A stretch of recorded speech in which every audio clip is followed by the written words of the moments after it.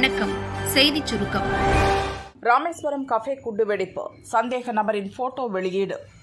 பெங்களூரு வைட்ஃபீல்ட் ராமேஸ்வரம் கஃபேயில் நேற்று பயங்கர சத்தத்துடன் அடுத்தடுத்து 2 குண்டு வெடித்து சிதறியது. இதில் 2 பெண்கள், உணவக ஊழியர்கள் உட்பட 10 பேர் காயமடைந்தனர். இதுகுறித்து தேசிய புலனாய்வு முகமை விசாரித்து வருகிறது. தேசிய பாதுகாப்பு படையினர் ஆய்வு மேற்கொண்டுள்ளனர். வெடிகுண்டு நிபுணர்களும் தடயவியல் நிபுணர்களும் சோதனை செய்கின்றனர். இதற்கிடையே ராமேஸ்வரம் கஃபேயில் வெடிகுண்டு வைத்தவர் என சந்தேகப்படுபவரின் சிசிடிவி காட்சி வெளியாகியுள்ளது. முகக்கவசம், தொப்பி, கண்ணாடி அணிந்தவாறு கையில் பையுடன் கடைக்குள் வந்த அந்த நபர் கை கழுவும் இடத்தில் தான் கொண்டு வந்த பையை வைத்து சென்றதும் சிசிடிவியில் பதிவாகியுள்ளது. தனிப்படைகள் அமைக்கப்பட்டு குற்றவாளியை தேடும் பணி நடந்து வருகிறது. தகுந்த நடவடிக்கை எடுக்கப்படும். இந்த விஷயத்தில் பாரதிய ஜனதா அரசியல் செய்யக்கூடாது என முதல்வர் சித்தராமையா கூறியுள்ளார். தேமுதிக பாமக போடும் கண்டிஷன், அதிமுகவுடன் கூட்டணி அமையுமா? அதிமுக தேமுதிக கூட்டணி பேச்சு நேற்று விஜயகாந்த் வீட்டில் நடந்தது. 3 தொகுதிகள் தருவதாக அதிமுக தரப்பில் உறுதி தரப்பட்டது. முந்தைய லோக்சபா தேர்தலைப் போலவே 4 வேண்டும் என கேட்டார் பிரேமலதா. விழுப்புரம், கள்ளக்குறிச்சி, விருதுநகர், கடலூரை கேட்டுள்ளார். அத்துடன் ஒரு ராஜ்யசபா எம்பி பதவியும் தர நிபந்தனை விதித்தார். 3 தொகுதிகளை பேசி முடிவெடுக்கும் முடிவோடுதான் அதிமுக கூட்டணி பேச்சு குழுவினர் நினைத்திருந்தனர். ஆனால் பிரேமலதா எதிர்பாராத நிபந்தனை வைத்ததால் பேச்சுவார்த்தையில் முடிவு ஏற்படவில்லை. மறுபக்கம் பாமக அதிமுக கூட்டணி பேச்சு நடந்தது.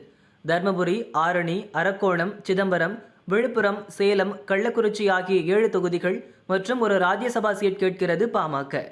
அதிலும் சேலத்தை தந்தால்தான் கூட்டணியை உறுதி செய்ய முடியும் என்கிறது. ஆனால் அதிமுகவின் கோட்டையான சேலத்தை விட்டுத்தர பழனிசாமி விரும்பவில்லை. இந்த தேர்தலில் பாமக கட்சி அங்கீகாரத்தை உறுதி செய்ய வேண்டிய நிலையில் இருக்கிறது. 2 தொகுதிகளில் வென்றால்தான் அது சாத்தியமாகும். அதனால்தான் சேலம், தர்மபுரியை அவசியம் கேட்கிறோம். அது கிடைக்காவிட்டால் அதிமுகவுடன் கூட்டணி அமைப்பது கஷ்டம் என்கிறார்கள் பாமகவினர்.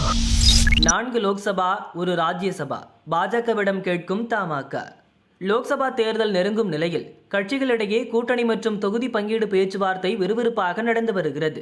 தமிழ் மாநில காங்கிரஸ் கட்சி பாஜகவுடன் லோக்சபா தேர்தலை சந்திக்கப் போவதாக அறிவித்துள்ளது. இரு கட்சிகளுக்கு இடையிலான தொகுதி பங்கீடு குறித்த பேச்சுவார்த்தை இன்று நடந்தது. அதில் ஈரோடு, திருப்பூர், நாமக்கல், தஞ்சாவூர், மயிலாடுதுறை மற்றும் திருநெல்வேலி ஆகியவற்றில் 4 லோக்சபா தொகுதிகளை ஒதுக்கும்படியும் ஒரு ராஜ்யசபா சீட் வேண்டும் என்றும் தமாக சார்பில் பாஜகவிடம் கோரிக்கை விடுக்கப்பட்டுள்ளதாகவும் கூறப்படுகிறது. தூத்துக்குடியில் கனிமொழி, அமைச்சர்கள் விருப்பம். திமுகவில் லோக்சபா தேர்தலில் போட்டியிட விரும்புபவர்களுக்கு விருப்ப மனு வழங்கப்பட்டு வருகிறது. ஒரு படிவத்தின் விலை 2000 ரூபாய். இதுவரை 1000க்கு மேல் விற்கப்பட்டுள்ளன. மனுக்களை பூர்த்தி செய்து விண்ணப்பிக்கும் போது 50,000 ரூபாய் செலுத்த வேண்டும். நேற்று முதல் மனுக்கள் பெறப்படுகின்றன. முதல் நாளில் தூத்துக்குடியில் கனிமொழி போட்டியிட அவரது பெயரில் அமைச்சர்கள் அனிதா ராதாகிருஷ்ணன், கீதா ஜீவன் உட்பட 51 பேர் விருப்ப மனு அளித்தனர். அதேபோல் மூத்த அமைச்சர் நேருவின் மகன் அருண் பெரம்பலூரில் போட்டியிட விருப்பம் தெரிவித்து 32 பேர் மனு வழங்கினர். தருமபுரியில் முன்னாள் அமைச்சர் பழனியப்பன், கள்ளக்குறிச்சியில் சேலம் கிழக்கு மாவட்ட செயலாளர் சிவலிங்கம் உள்ளிட்டோர் மனு அளித்தனர். விருப்ப மனு அளிக்க 7ஆம் தேதி வரை அவகாசம் உள்ளது. மாணவர்களை போதைக்கு அடிமையாக்கும் கும்பல். புதுச்சேரி பழைய பஸ் நிலையம் அருகே பில்லுக்கடை சந்திப்பில் சந்தேகத்தின் அடிப்படையில் 2 பேரை போலீசார் பிடித்து விசாரித்தனர். கேரளாவைச் சேர்ந்த அஸ்வின் சாம்பேல், ஜிஜோ பிரசாத் என்பது தெரிந்தது. உடைமைகளை சோதித்ததில் போதைப் பொருட்கள் இருந்தன. 20 கிலோ கஞ்சா, 1 கிராம் மெத் கிறிஸ்டல், 4 கிராம் சரஸ், 46 கிராம் எஸ்எல்டி போதை ஸ்டாம்புகள் பறிமுதல் செய்யப்பட்டன. அதன் மதிப்பு 4 லட்சம் ரூபாய். புதுச்சேரியில் பள்ளி, கல்லூரி மாணவர்களுக்கு கஞ்சா விற்பதும் விசாகப்பட்டினத்தில் இருந்து வாங்கி வந்ததும் தெரிந்தது. புதுச்சேரியில் வசிக்கும் கேரள நண்பர்களின் நெட்வொர்க் மூலம் புதுச்சேரி இளைஞர்கள் மற்றும் ரவுடிகளுடன் தொடர்பு ஏற்படுத்தி கஞ்சா சப்ளை செய்து வந்துள்ளனர். 2 பேரும் கைது செய்யப்பட்டனர். அவர்களிடம் தொடர்பில் இருந்தவர்கள் பற்றி போலீசார் விசாரிக்கின்றனர்.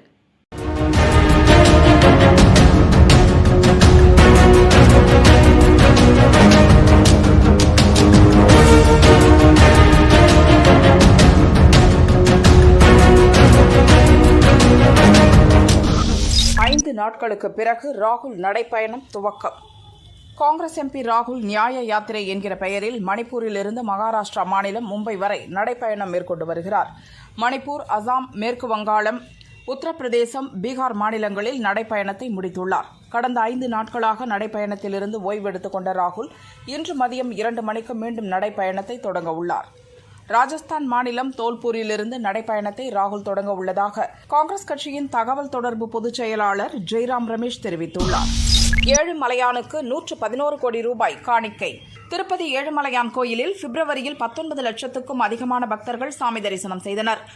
ஒரு மாதத்தில் மட்டும் 111 கோடியே 71 லட்சம் ரூபாய் உண்டியல் காணிக்கையாக கிடைத்தது. 95,43,000 லட்டுகள் வழங்கப்பட்டன. 6,56,000 பக்தர்கள் தலைமுடி காணிக்கை செலுத்தினர். 43,61,000 பக்தர்களுக்கு அன்னப்பிரசாதம் வழங்கப்பட்டதாக தேவஸ்தானம் தெரிவித்தது. 60 நாட்களுக்கு பின் சிறகு விரித்த பறவைகள். சென்னை எண்ணூர் பகுதியில் கடந்த டிசம்பரில் தொழிற்சாலையில் இருந்து வெளியேறிய எண்ணெய் கழிவுகள் கொசஸ்தலை ஆற்றில் கலந்தது. எண்ணூர் முகத்துவாரம் முழுவதும் எண்ணெய் படலம் மிதந்ததால் பல உயிரினங்கள் பாதிக்கப்பட்டன. எண்ணெய் படலத்தில் நனைந்த பறவைகள் பல நிறம் மாறி பறக்க முடியாமல் தவித்தன. வனத்துறையினர் மற்றும் wild life trust of India, Besant memorial விலங்குகள் பாதுகாப்பு அமைப்பினர் அவற்றை மீட்டனர். பல பறவைகளை காப்பாற்றி மீண்டும் காட்டில் விட்டனர். அவற்றில் 10 கூழைக்கடா பறவைகள் மிக மோசமாக பாதிக்கப்பட்டிருந்தன. அவற்றை கிண்டி சிறுவர் பூங்காவில் வைத்து சிகிச்சை அளித்தனர். மெல்ல உடல்நலம் தேறிய பறவைகளை மீண்டும் எண்ணூர் பகுதியில் விட வனத்துறையினர் முடிவு செய்தனர். 60 நாட்களுக்கு பிறகு எண்ணூர் சதுப்பு நில பகுதியில் அவற்றை விடுவித்தனர். கூண்டில் இருந்து வெளியே வந்த பறவைகள் சுதந்திரமாக பறந்து சென்றன. கூழைக்கடா பறவைகளின் காலில் வளையம் பொருத்தப்பட்டுள்ளது. அவை மீண்டும் உடல்நலம் பாதிக்கப்பட்டு பிடிபட்டால் சிகிச்சை அளிக்க ஏதுவாக இருக்கும் என வனத்துறையினர் தெரிவித்தனர்.